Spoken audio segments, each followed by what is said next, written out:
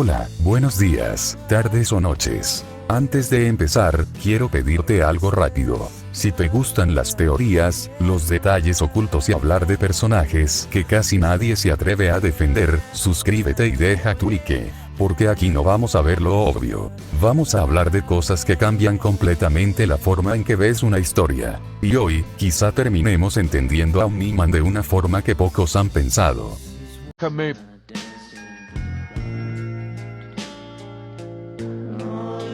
¿Sigo siendo tu mascota?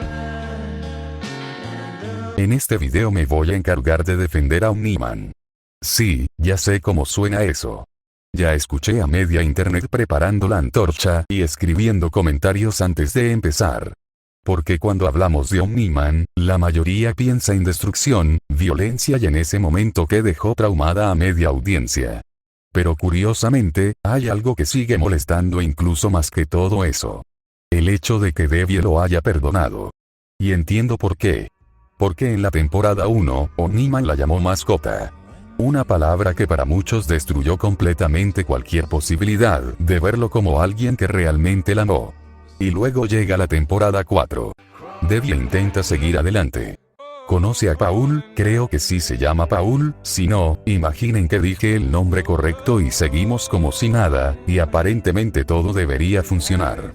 Porque, siendo honestos, para casi todos Paul era el novio perfecto. Era tranquilo. Comprensivo. No destruía ciudades. Ya con eso llevaba ventaja. Parecía exactamente lo que Debbie necesitaba después de todo lo ocurrido. Pero aquí aparece un problema que casi nadie menciona. Debbie nunca terminó de conectar realmente con él. Y no necesariamente porque no quisiera. Sino porque Debbie ya no era la misma persona. Después de todo lo que vivió, estaba rota emocionalmente. No en el sentido dramático de película, sino en ese tipo de tristeza que cambia la manera en que ves la vida. Ese momento donde intentas avanzar, pero una parte de ti sigue atrapada en algo que todavía no logras entender. Y ahí es donde aparece Paul. No como un reemplazo. No como el hombre correcto. Sino como alguien que llegó cuando Debbie estaba intentando reconstruirse. Pero el problema es que a veces puedes conocer a una buena persona, y aún así no estar listo para amar. Porque no importa qué tan perfecto sea alguien. Si tú todavía sigues viviendo en otra realidad emocional, simplemente no funciona.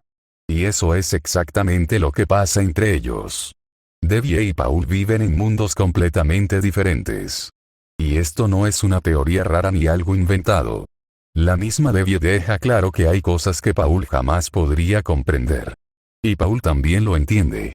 Él sabe que está compitiendo contra algo imposible de explicar. No contra otro hombre. Sino contra toda una vida que Debbie todavía no termina de soltar. Entonces, ¿qué pasó aquí? Debbie lo entendió. Paul lo entendió. Pero quienes nunca lo aceptaron realmente fueron los fans. Porque mucha gente veía esa relación como la prueba definitiva de que Debbie ya había superado a Omniman. Cuando en realidad, parecía más un intento de tener una vida normal. Y esas dos cosas no siempre son lo mismo. Queda solo con la superficie. Porque es fácil mirar a Nolan y decir, es un monstruo.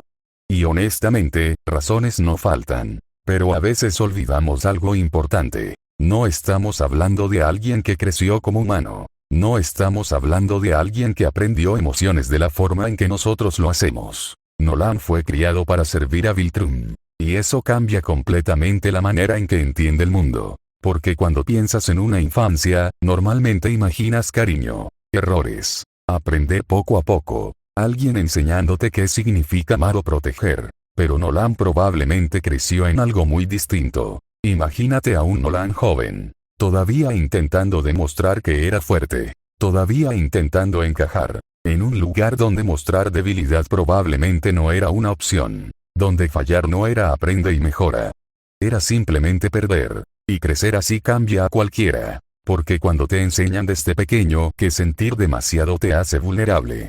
Empiezas a guardar todo. Aprendes a no apegarte. A no depender de nadie. A no mostrar miedo. Porque en un lugar como Viltrum, el cariño probablemente no era una recompensa. La fuerza sí. La obediencia sí. El control sí. Y eso crea algo peligroso. Porque puedes aprender a sobrevivir. pero nunca aprender a conectar. Y quizá por eso Nolan siempre se siente extraño cuando intenta actuar como humano. Como alguien que entiende las reglas, pero no el sentimiento detrás. Porque quizá nadie le enseñó eso. Quizá nunca tuvo una familia real. Nunca tuvo una vida tranquila. Nunca tuvo la oportunidad de descubrir emociones sin tener que ocultarlas. Y luego llega a la Tierra. Y todo cambia. Porque aquí encuentra algo que probablemente jamás había tenido. Una rutina. Una esposa. Un hijo. Una vida normal. Algo que, para cualquier persona, puede parecer aburrido. Pero para alguien criado únicamente para conquistar, probablemente era algo completamente nuevo.